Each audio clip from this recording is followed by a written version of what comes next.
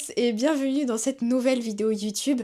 J'avoue que j'ai un peu honte de réapparaître comme ça après pas mal de mois d'absence tout simplement. Je vous avais fait en plus un super bon teasing de la suite du vlog d'Algérie. Et pour être 100% honnête avec vous, j'ai eu du mal à travailler sur cette deuxième partie. J'ai pas mal procrastiné. Mais en fait, je me suis dit, Tasnim, c'est juste honteux, déjà de une, parce que on était vraiment sur déjà une très bonne première partie. J'étais agréablement surprise de vos retours, qui étaient majoritairement très positifs.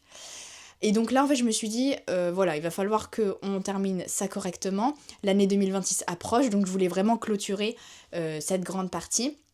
Alors, partie d'ailleurs qui s'annonce très enrichissante, puisque l'un de mes objectifs en allant en Algérie, c'était surtout de connaître en fait l'histoire du pays et d'avoir aussi accès au point de vue des gens qui habitaient là-bas, surtout par rapport à la période historique, notamment de l'indépendance algérienne, mais aussi en fait de toute la période où la France était en Algérie. Et donc vous allez voir qu'il y a pas mal d'éléments très intéressants dans cette partie, je vais pas vous en dire plus. En tout cas, n'hésitez pas à me suivre sur Instagram et sur TikTok, je vous mets mes petits pseudos, à vous abonner à ma chaîne si ce contenu vous plaît, et je vous laisse justement avec la suite de la vidéo. Bon visionnage!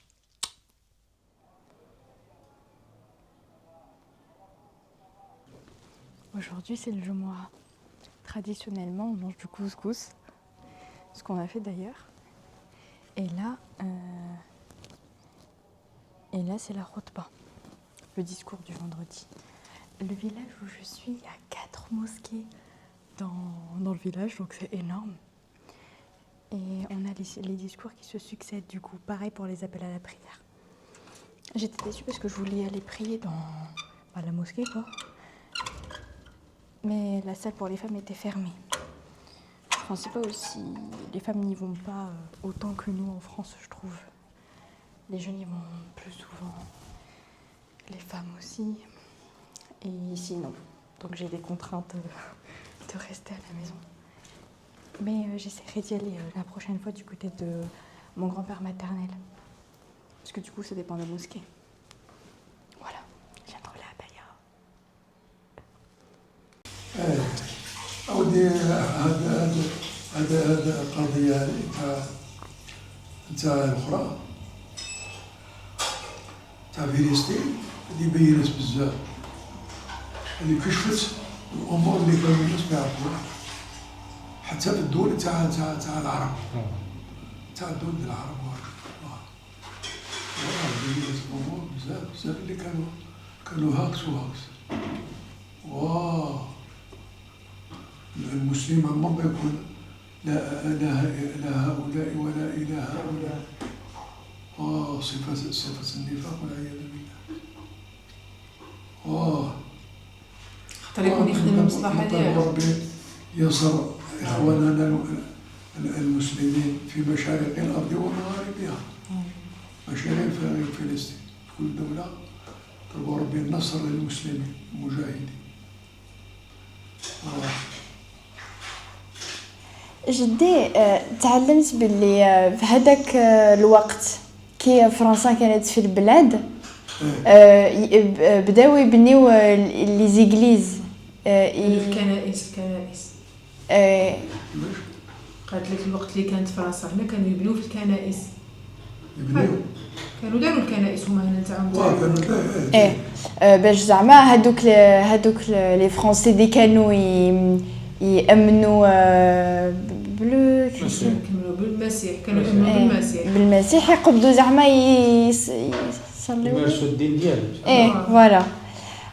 حبيت نعرف الى هادوك لي فرونسي اللي كانوا هنا بغاو زعما يخربوا على الاسلام زعما يبدلوها ولا لا ما لا هادو اللي كانوا هنا هادو اللي جاو مع فرنسا واستقروا هنا في البلاد وسكنوا من بعد جابت المعمرين جابت فرنسا المعمرين اللي عمروا هذه البلاد ويخدموا هذه البلاد. خاطر البلاد هذه ما كانش مخدومه كان الخدمه لا زي الناس بصح كي جابت هاد المعمرين اللي جابت من اسبانيول ومن غيرها الناس اللي يخدموا الفلاحه وبقاو يخدموا هادو معمرين ما اسبانيول يعني وكان اللي كانوا فرنسيين وهذا، يعني كان عندهم دين، كان عندهم دين، هذه الدين المسيحي، كانت عندهم المسيحية، وبنوا داروا الكنائس، باش داروا الكنائس للشعب نتاعهم، يقولوا هذا الطائفة تاع الفرنسيين وغيرهم اللي كانوا معتنقين هذا الدين، دين المسيحية، بناو لهم الكنائس، ما بناوش للناس، وحتى اللي يدخل يفرحوا به، حتى اللي يدخل يدخلوه، ما نقولوا من العرب واللي يدخل من العرب، والله حتى يكون مسلم ويحب يدخل يقبلوا الدخول ديالو ويدخلوه، ولكن هما كانوا دايرين، هما كانوا خايفين، كانوا دايرين السياسة، هما صابوا يدخلوا، صابوا هذه البلاد فيها المسلمين، صابوهم مسلمين ماشي كفار، وصابوهم يقراوا القرآن الكريم، وصابوهم يقراوا العلم، بصح ما كانوش يقراوا العلم في الأول، يعني كما اليوم كانوا يقراوا القرآن يقراوه بزاف الناس، وكانوا يعني من العلماء اللي كانوا قلال عندنا في الجزائر، كان اللي يحب يقرا العلم يخرج لبرا، يمشيو للدول الإسلامية دي برا، خاطر علاش كانوا الدول هذو كانوا مستقلين، يمشيو لمصر، يمشيو للسعودية، يمشيو مثلا المدينة المنورة، يمشيو لمكة، هذو كانوا قدام في الاستقلال، كانوا قدام، كانوا عندهم العلماء وعندهم كل شيء اللي يبغى يقرا يمشي يتسم. فرنسا واش عامله؟ كانت اللي يبغي يمشي لهاد الدول اللي يقرا كانت تعرض له، ما تخليش يمشي يقرا. اوكي. يمشي غير واحد وزوج اللي عنده المعرفه مع فرنسا، كيما القايد، ذاك الوقت القايد اللي كان متقيد في الوقت فرنسا، هذا كان يخدم مع فرنسا، كيما مثلا هذوك المسؤولين اللي كان مسؤول يخدم مع فرنسا، هذوك كانوا مع فرنسا، هذوك اللي كان عندهم علاقه بهم، والله من القريب نتاعهم، والله كانت فرنسا تغض النظر، ما تقولوش اللي يحب يمشي يقرا يمشي، ولكن عدد قليل كانوا يمشيو يقراو، كملوا يجيو لبلادهم، وبطول المده هذو هما اللي كونوا الثوره، هذو اللي بصروا الشعب وقراوا الشعب وفهموا الشعب قام يعني ذاك كيسمى ملي كنا قلنا مقاومات الأمير عبد القادر، كل مرة تقوم جهة ويتناوبوا حتى تفشل هذيك المقاومة وتتركها فرنسا، تعاود سنين تعاود تقوم هذيك المقاومة، وهو مشى حتى جات المقاومة نتاع التحريرية، تاع جبهة التحرير الوطني، جبهات كانت بزاف، في الأخير جات جبهة التحرير الوطني، هذيك اللي يعني استمرت، وربي جاب النصر على يدها، يعني وفي 62 يعني فرنسا عطات الاستقلال من ثم رحنا مستقلين، والحمد لله هو رحنا مستقلين إن شاء الله. بلي حاجة هالمعلومة شوية كاملة. لا ما شاء الله ما شاء الله. كاين الكتب تاع الصورة، وحتى بالفرنسي صدقني يكون. لا يكون كاين. شي يدونوا. كنت طلعوا لتلمسان، كيجيو لباب وهران، شايف باب وهران؟ وين شايفين؟ شفت هذا باب وهران. نعم باب وهران فيها واحد المكتبة كبيرة تما.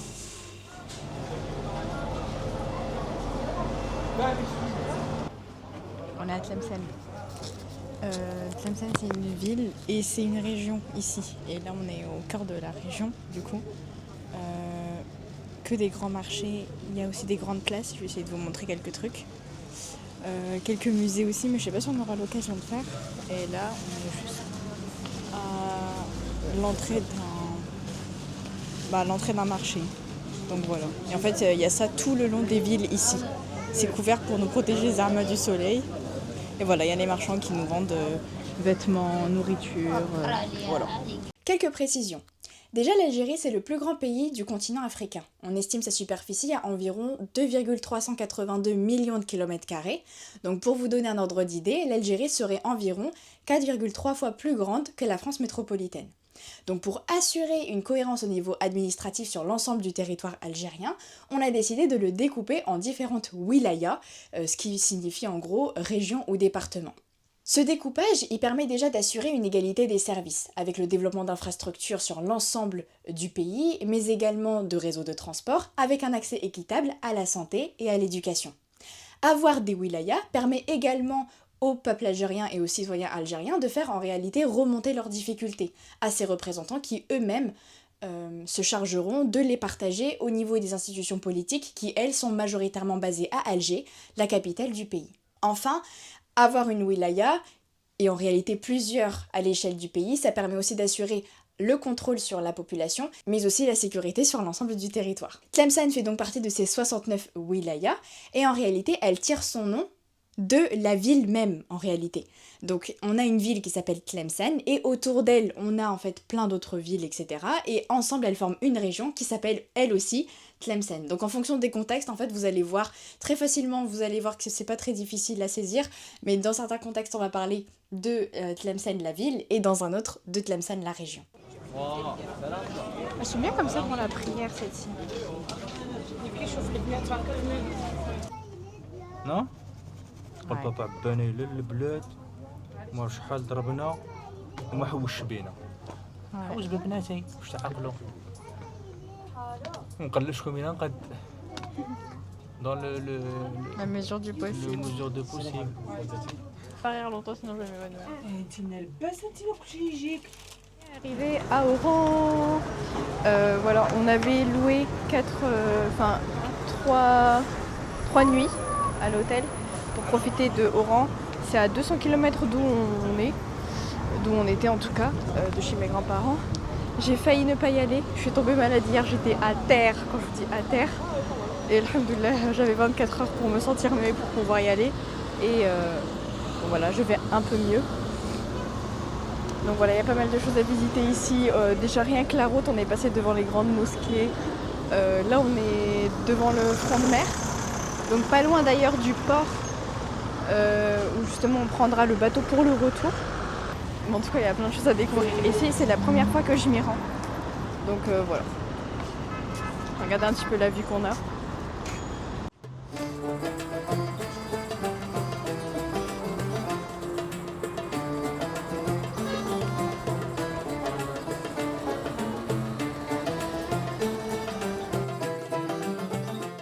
On est passé devant énormément de malls, de grands centres commerciaux, rien à voir avec les villages, etc. C'est beaucoup plus vivant ici. Hein. Plus vivant que Tlemcen d'ailleurs.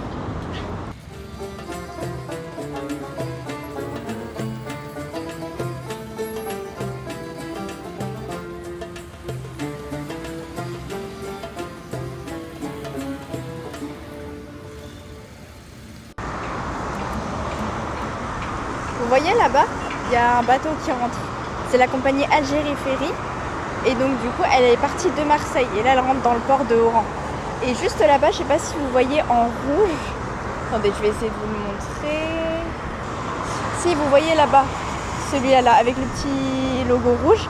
C'est Transméditerranéen, c'est la même compagnie avec laquelle on est venu ici en Algérie. Donc voilà.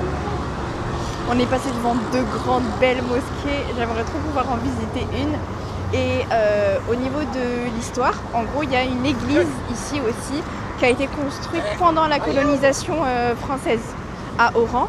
Et aujourd'hui, cette église, elle a été préservée et c'est devenu une grande bibliothèque. Donc j'aimerais bien pouvoir aussi la visiter. Bon, étant donné qu'on n'a que 3 jours, je crois, ici, je ne sais pas si on aura le temps de tout faire, mais j'aimerais bien pouvoir faire au moins une mosquée et cette bibliothèque. Donc on croise les doigts. Là vous avez le grand drapeau algérien. On est passé juste devant tout à l'heure, il y a un grand rond-point. Même Paris n'a pas ce grand rond-point. Mais voilà, il faut savoir que la ville d'Oran a gardé énormément de traces au niveau de l'architecture de la colonisation française. Hein. Vous allez retrouver... Bon, en fait, c'est comme si vous étiez à Marseille, quoi. C'est un peu la même chose. On a loué un appart à Oran. On est arrivé. Je vais vous faire un petit tour. Pardon, je suis enrhumée. Un petit tour de l'appartement. Donc, alors déjà, on est rentré. De base, dans l'annonce, c'est sur Airbnb qu'on a eu le truc. Déjà sur l'annonce, on nous a dit ouais, il y a un ascenseur, vous êtes au 11e étage. Par contre, l'ascenseur, c'est une dinguerie. Il nous a dit l'ascenseur peut prendre que 2 personnes à la fois. On est arrivé en bas, on a claqué l'ascenseur, on a mis le truc, ça fonctionne pas, on a mis le code, machin. Impossible. Impossible de monter dans l'ascenseur. Donc du coup, on a tout fait à pied. Donc on s'est dit ok super, ça commence super bien. Enfin bon. La cuisine. Donc voilà, il y a un petit peu équipé à ce qui. Ouais, tu vois. Hop, frigo et tout. Bon, ça correspond exactement à ce qu'on a vu sur l'annonce Airbnb. Petite plaquette, four, micro-ondes, machine à café, le salon. Avec la vue qui est juste ouf par là par contre. Regardez-moi cette vue, même pas besoin de clim. Hein. Et le temps, il est juste parfait. Voilà. Donc là, on a comme une terrasse. Salon. Là, une chambre, salle de bain. Et là, c'est ma chambre, avec l'ougine. Là, pareil, on a accès à l'extérieur.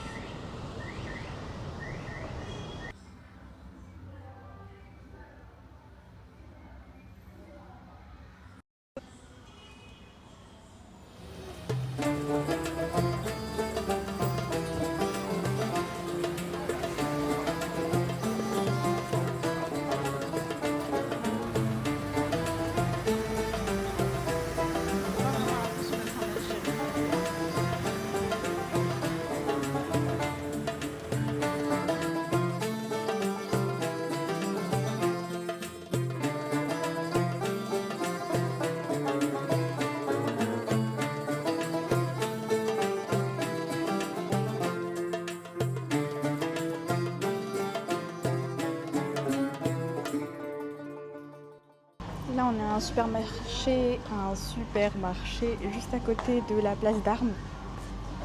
Je sais plus le nom, mais il vend un peu de tout. C'est bien plus qu'une boutique d'alimentation générale. Il y a du textile, de la nourriture. Donc voilà. Vous allez voir, il y a encore d'autres super beaux centres commerciaux, mais ils sont un peu plus loin d'où on est. Et je pense qu'on ira plus demain. Comme c'est des lieux climatisés, il vaut mieux y aller quand il fait très chaud. Donc voilà. Là, on est à l'étage du dessus. Il n'y a pas le nom du supermarché? Ah si, là. Supermarché Khawaja. Là, on a tout ce qui est vaisselle.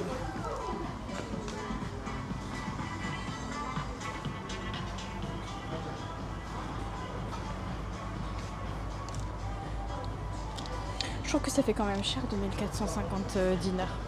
Alors, il y a un truc au bled qu'il faut absolument que vous sachiez. En fait, il y a 2 façons de dire un prix. Vous avez le prix. Alors là, vous voyez le prix qui est affiché comme ça. C'est explicitement les billets. Genre là, par exemple, tu vas devoir donner un billet de 1000 et une pièce de 50. Mais, alors je sais pas comment vous expliquer parce que moi-même, j'ai pas trop compris le système. Mais il y a des fois, ils vont vous donner un autre prix qui, en fait, tu sais pas le donner en billets. Genre, je sais pas comment vous expliquer. Là-bas, vous avez un théâtre et il date justement de la colonisation française. Donc c'est un truc qui est resté. Aujourd'hui, ça reste une salle de théâtre où il y a beaucoup de spectacles et tout. Et vous voyez les inscriptions tout en haut. Vous avez comédie, opéra et tragédie. Donc voilà, c'est un bâtiment qui date de la période où justement la France occupait l'Algérie. Là-bas, pareil, je sais plus ce que c'est, mais c'est un bâtiment qui a été construit durant cette période. Et le monsieur que vous avez là-bas, donc là on est à Place d'Armes, hein. Le monsieur que vous avez là-bas, c'est le même qu'on retrouve dans les billets algériens. quand vous le mettez face au soleil, vous voyez pareil l'ombre du monsieur. Donc faut que je regarde qui c'est, mais en général ceux qui sont représentés dans les billets de dinars algériens, c'est des martyrs ou des personnes importantes qui sont mortes pendant, en tout cas pour l'indépendance de l'Algérie. Là où je me trouve, c'est la place d'Armes. Alors il faut savoir que j'ai appris énormément de choses justement en préparant cette vidéo, puisque j'ai dû faire des recherches complémentaires par rapport à ce que je savais à peu près, ou en tout cas ce qu'on m'avait dit. En fait, aujourd'hui, on n'appelle plus cette place-là la place d'Armes, on l'appelle la place du 1er novembre 1954. Et vous allez voir qu'en réalité, c'est un réel héritage historique. En fait, il faut savoir que cette place, mais plus spécifiquement ce monument, a été construit à la suite de la bataille de Sidi Ibrahim. Donc c'est une bataille qui a eu lieu justement lorsque la France était en Algérie. Et c'était une bataille qui opposait les combattants français contre les résistants algériens qui luttaient pour l'indépendance du pays. Cette bataille, elle a fait énormément de victimes, notamment beaucoup de combattants français, et donc à la suite de cette bataille, les autorités françaises ont décidé de construire ce monument pour, dans un premier temps, rendre hommage à ces victimes, en inscrivant leur nom, on a retrouvé aussi des inscriptions, par exemple des dernières paroles d'un des capitaines de cette bataille, camarades, défendez-vous jusqu'à la mort. Et à côté de ça, il y a également une statue de bronze qui a été faite et qui a été placée juste en dessous de l'obélisque, si vous voyez bien sur la première image. Et donc en fait, l'objectif de ce monument, c'était déjà de rendre hommage aux victimes, notamment françaises, mais aussi d'appuyer la domination française sur le peuple algérien. À la suite de l'indépendance de l'Algérie, la France a récupéré la statue de bronze et les Algériens ont décidé de redonner un nouveau sens à ce monument. Donc ils ont conservé l'obélisque, donc une sorte de tour, là, la grande tour, mais ils ont effacé les inscriptions qu'il y avait dessus pour façonner le visage de l'émir Abdelkader, qui est justement le visage que l'on voit sur le monument, qu'on retrouve également sur les billets de dinars algériens. Et en fait, c'est l'un des leaders qui a justement initié ces mouvements de résistance en Algérie, tout simplement, qui a également invité le peuple à se battre et à demander son indépendance. Aujourd'hui, c'est une vraie figure et une véritable représentation de la liberté, de l'indépendance, de la tolérance également pour le peuple algérien. Et il cultive énormément de respect pour lui, mais également pour toutes les personnes qui ont joué un rôle majeur dans la résistance algérienne et pour l'indépendance du pays. La fameuse église dont je vous ai dit, qui a été conservée et aujourd'hui c'est une bibliothèque. On est juste en face. Regardez, elle est énorme. On va essayer de passer de l'autre côté pour voir si elle est ouverte. Elle s'étend juste tout là-bas, là-bas, là-bas. Regardez, voilà la croix là-bas. J'espère qu'elle est ouverte, je veux trop aller voir à l'intérieur.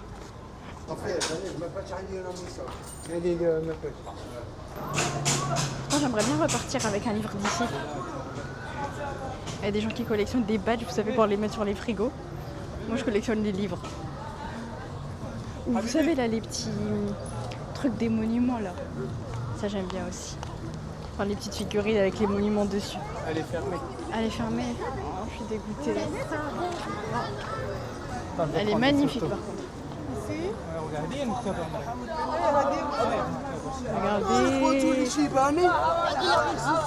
Elle a été super bien conservée. Hein.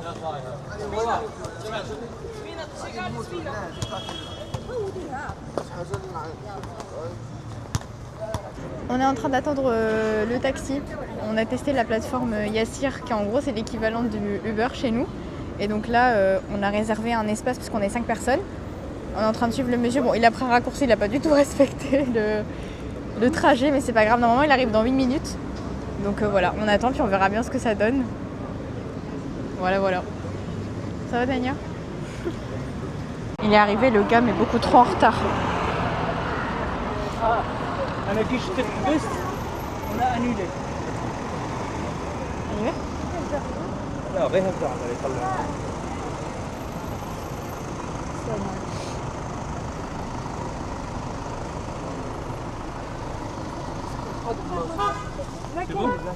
Ouais.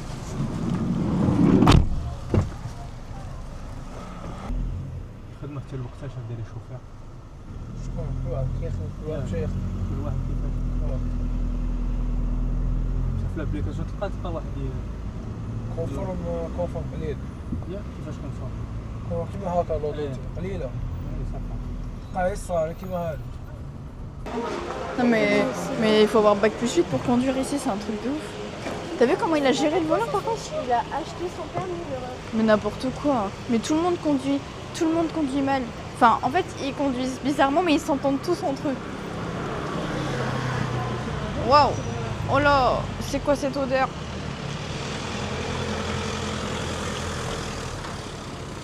On est à Razaouet ou?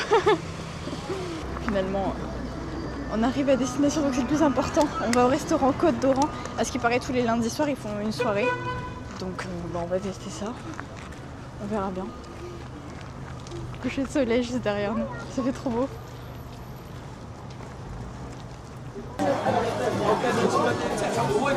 Bon, on a pris une soupe avec un tagine kefta, mais genre familial, comme ça on pourra le partager. J'espère que la nourriture est au moins bonne, étant donné qu'il n'y a pas eu d'animation.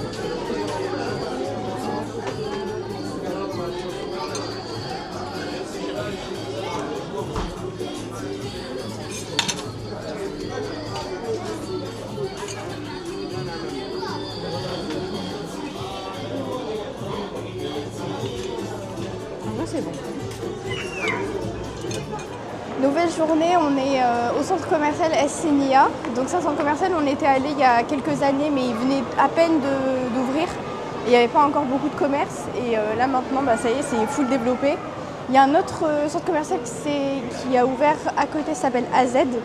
On va peut-être s'y rendre par la suite. Mais vous avez vraiment les grandes marques françaises. Genre, t'as l'impression d'être au Paris Nord. T'as Intersport, Decathlon, Yves Rocher, Guess, Zara, Orchestra et tout ça.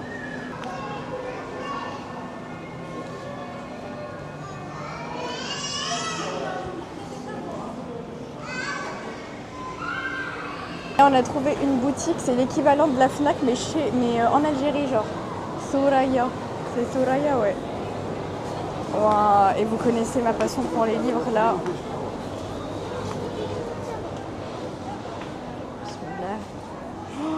Waouh! Waouh! Et je peux pas repartir sans un livre, c'est pas possible. Ah voilà, c'est elle. Regarde, il y a des livres en anglais. C'est elle. Ouais, Il y avait une pub d'elle tout à l'heure avec ses cheveux. Ah, bien ouais. Eh, tu l'as reconnue?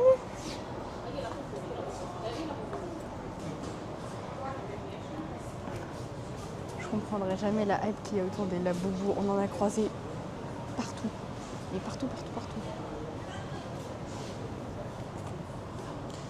Non, c'est vraiment pas fait pour moi.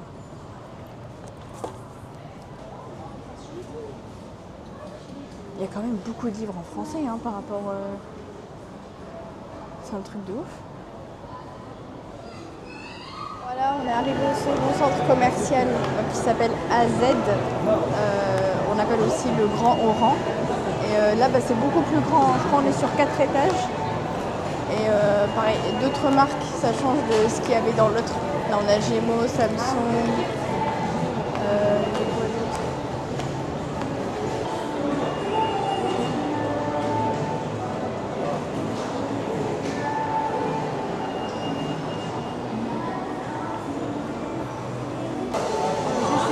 Ah, c'est côté un peu marché là. Ah, artisanal et tout ça.